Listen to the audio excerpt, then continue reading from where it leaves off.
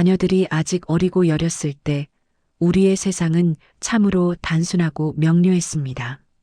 아이의 세상이 곧 우리의 세상이었고 우리의 품 안에서 모든 것이 해결될 수 있었습니다. 무릎이 깨져 피가 나면 달려가 약을 발라주었고 밤새 열이 끓으면 뜬 눈으로 곁을 지키며 물수건을 갈아주었습니다.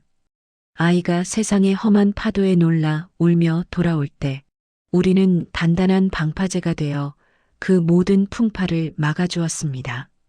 그렇게 우리의 손길과 그림자 아래서 아이들은 안전하게 자라났습니다. 그러나 시간의 강물은 멈추지 않고 흘러 어느덧 그 작고 연약했던 아이들이 훌쩍 자라 저희의 키를 훌쩍 넘어섰습니다.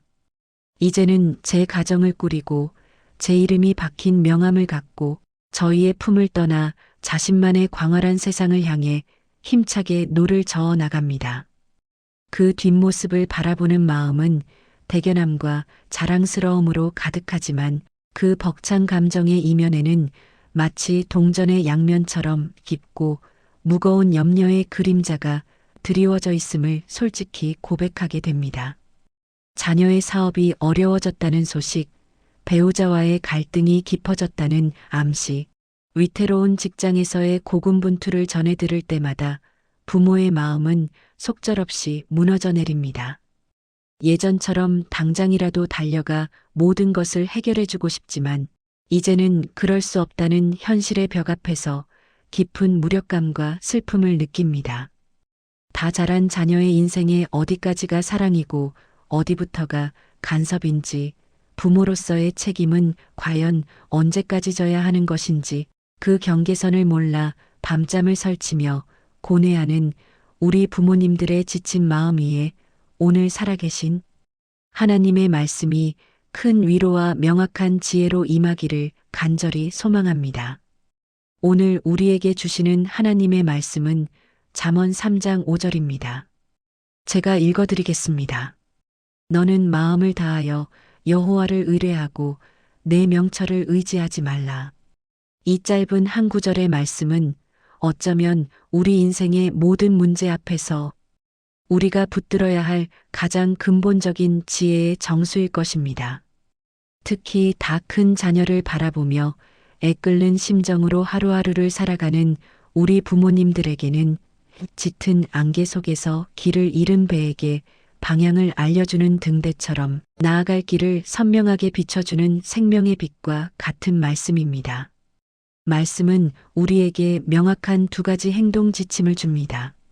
하나는 우리가 반드시 해야 할 일 바로 마음을 다하여 여호와를 의뢰하는 것이고 다른 하나는 우리가 반드시 멈추어야 할 일 바로 우리의 명철을 의지하지 않는 것입니다. 이 두 가지는 서로 분리된 것이 아니라 마치 동전의 앞면과 뒷면처럼 긴밀하게 연결되어 있습니다. 우리가 손에 꽉 쥐고 있던 것을 내려놓아야만 비로소 다른 귀한 것을 붙잡을 수 있는 것과 같은 이치입니다. 먼저 내 명철을 의지하지 말라는 이 엄중한 경고의 의미부터 깊이 묵상해 보겠습니다. 여기서 명철이란 무엇일까요? 그것은 단순히 똑똑함이나 지식을 의미하는 것을 넘어섭니다. 그것은 우리가 지난 수십 년의 세월을 살아오면서 피와 땀으로 쌓아 올린 모든 경험의 총체이며 수많은 성공과 실패를 통해 체득한 생존의 법칙이고 위기의 순간마다 우리를 구해주었던 문제 해결 능력 그 자체입니다. 우리는 바로 이 명철을 의지하여 전쟁의 폐허 속에서도 가정을 일으켰고 찢어지는 가난 속에서도 자녀들을 굶기지 않고 교육시켰습니다. 우리의 명철은 분명 하나님께서 우리에게 주신 귀한 선물이며 지난날 우리의 삶을 지탱해준 튼튼한 기둥이었음이 분명합니다. 그런데 성경은 왜 그토록 유용했던 명철을 의지하지 말라고 단호하게 말씀하시는 것일까요? 그것은 우리의 명철이 가진 치명적인 한계, 즉 유효기간과 적용 범위의 한계 때문입니다. 우리가 성공적으로 살아왔던 시대와 지금 우리 자녀들이 살아가는 시대는 완전히 다른 세상입니다. 우리가 가졌던 직업에 대한 가치관, 돈에 대한 생각, 성공에 대한 정의가 자녀들의 시대에는 더 이상 통하지 않는 낡은 공식이 되어버렸을 수 있습니다. 예를 들어 평생 한 직장에서 안정적으로 일하는 것이 최고의 미덕이라고 믿어온 부모의 명철로는 대기업을 박차고 나와 불확실한 스타트업에 뛰어드는 자녀를 도무지 이해할 수 없습니다. 내 명철의 눈으로 보면 그것은 실패가 예정된 무모한 도전에 불과합니다. 또한 우리는 자녀의 삶이라는 거대한 그림의 아주 작은 조각만을 보고 있을 뿐입니다. 자녀 부부의 침실에서 어떤 대화가 오고 가는지, 자녀가 직장에서 어떤 표정으로 하루를 버텨내는지, 그 마음 깊은 곳에 어떤 상처와 열등감이 웅크리고 있는지 우리는 결코 다 알 수 없습니다. 우리가 아는 것은 자녀가 우리에게 편집해서 보여주는 극히 일부의 정보뿐입니다. 그런데도 우리는 그 작은 조각들을 가지고 자녀의 인생 전체를 속단하고 우리의 낡은 경험이라는 잣대로 함부로 재단하며 정답인 양 해결책을 제시하려고 합니다. 이것이 바로 우리의 명철을 의지할 때 빠지게 되는 가장 큰 교만이며 착각입니다. 내 생각, 내 경험, 내 판단이 기준이 되어 자녀의 삶을 염려라는 이름으로 통제하려는 것입니다. 하나님께서는 바로 그 익숙하고 편안하지만 결국 우리와 자녀를 모두 고통스럽게 하는 그 낡은 명철의 지팡이를 이제 그만 내려놓으라고 말씀하십니다. 그렇다면 그 지팡이를 내려놓은 빈손으로 우리는 무엇을 해야 할까요? 말씀의 전반부가 그 해답을 명확하게 제시합니다. 너는 마음을 다하여 여호와를 의뢰하라. 여기서 의뢰한다는 히브리어 원어 바타어는 단순히 머리로 믿거나 동의하는 차원을 훌쩍 뛰어넘는 온몸으로 행하는 신뢰를 의미합니다. 그것은 마치 전쟁터에서 방패 뒤에 자신의 온몸을 숨기는 병사처럼 거친 풍랑 속에서 돛대에 자신의 몸을 꽁꽁 묶는 선원처럼 모든 상황의 주도권을 내가 아닌 다른 대상에게 완전히 넘겨버리는 전적인 위탁을 의미합니다. 나의 모든 불안과 염려, 내 힘으로 어찌할 수 없는 자녀의 모든 문제와 불확실한 미래까지 남김없이 하나님의 두 손 위에 올려드리는 것입니다. 여기서 가장 중요한 강조점은 마음을 다하여라는 부분입니다. 이것저것 계산하며 일부만 맡기는 것이 아닙니다. 자녀의 건강 문제는 하나님께 맡기지만 재정 문제는 내 비상금으로 해결해 봐야겠다는 식의 부분적인 신뢰가 아닙니다. 자녀의 모든 것, 그들의 직장, 결혼, 건강, 인간관계, 신앙의 문제까지 그 삶의 모든 영역을 통째로, 전심으로, 온 마음과 뜻을 다해 하나님의 주권 아래 내어드리는 것입니다. 망망대해를 항해하는 배를 한번 상상해 보십시오. 다 큰 자녀의 인생은 이제 부모라는 항구를 떠나 스스로 망망대해를 헤쳐나가야 하는 한 척의 배와 같습니다. 부모인 우리는 그 배의 선장이 아닙니다. 우리는 그저 항구에서 애타는 마음으로 배를 바라보는 등대지기와 같습니다. 그런데 많은 부모님들이 자신이 여전히 그 배의 선장이라고 착각합니다. 그래서 작은 조각배를 타고 자녀의 큰 배를 쫓아가서 키를 오른쪽으로 돌려라. 저기 암초가 있다. 왜 그렇게 느리게 가느냐? 소리치며 조종하려고 애를 씁니다. 하지만 우리의 작은 조각배는 자녀의 배를 안전하게 인도하기는커녕 거친 파도에 휩쓸려 오히려 짐이 될 뿐입니다. 명철을 의지하는 것이 바로 이 어리석은 조각배 선장의 모습입니다. 반면에 하나님을 의뢰하는 것은 내가 선장이 아님을 깨닫고 등대 꼭대기로 올라가 이 모든 바다와 바람과 물결을 주관하시는 위대한 항해사이신 하나님께 무릎 꿇고 기도하는 등대지기의 모습입니다. 하나님, 제 눈에는 저 배가 위태로워 보이지만 모든 바람의 방향을 아시는 주님께서 저 배의 돛이 되어 주시고 깊은 바다의 길을 아시는 주님께서 저 배의 키를 붙잡아 주시옵소서. 이것이 바로 부모가 자녀에게 해줄 수 있는 가장 위대하고 강력한 사랑의 행위입니다. 우리가 이렇게 자녀를 하나님께 온전히 맡겨드릴 때 놀라운 영적인 변화가 시작됩니다. 가장 먼저 우리 부모의 마음에 세상이 결코 줄 수도 알 수도 없는 하늘의 평안이 강물처럼 흘러넘칩니다. 더 이상 내가 모든 짐을 짊어지고 끙끙대지 않아도 된다는 자유함, 나보다 수만 배 지혜로우시고 강하신 분이 내 자녀의 인생의 선장이 되어 주신다는 믿음에서 오는 깊은 안도감이 우리를 사로잡습니다. 밤새 우리를 뒤척이게 하던 염려는 더 이상 우리의 주인이 되지 못합니다. 두 번째로 자녀를 바라보는 우리의 시선이 완전히 달라집니다.